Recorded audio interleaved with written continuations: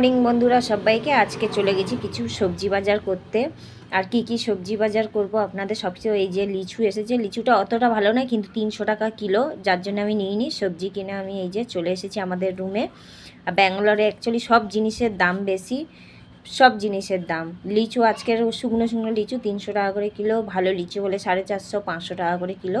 আর আমাদের দোকান থেকে আমি চিকেন খানিকটা নিয়ে এসেছি। আর এই যে বাজার করে নিয়ে এসেছি হচ্ছে তরমুজ, আর এই যে দিশি লাউ যেটা বলে, ওই দিশি লাউ আজকের পাওয়া গেছে এখানে ফ্রেশ একদম, ওই জন্য সকাল সকাল চলে গেছি। আর এখানে দুটো পাতিলেবু নিয়েছি, দুটো পাতিলেবুর দাম হচ্ছে 20 টাকা।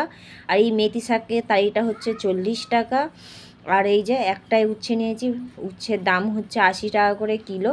ব্যাঙ্গালোরে যে কোনো জিনিস কিনতে গেলে সব জিনিসের দামও বেশি আগুন। আমাদের মতন গরিব ঘরের সবজি বলো, যে কোনো জিনিস বলো, কিনে খেতে সত্যিই আমরা পারি না, খুব কম কিনে খেতে হয়।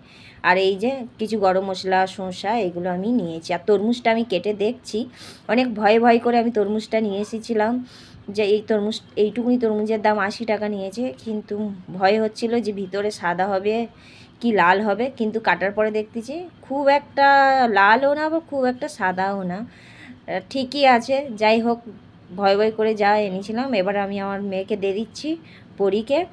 পরী খেয়ে এবার বলবে মিষ্টি কি না। পরী তো বলতেছে মোটা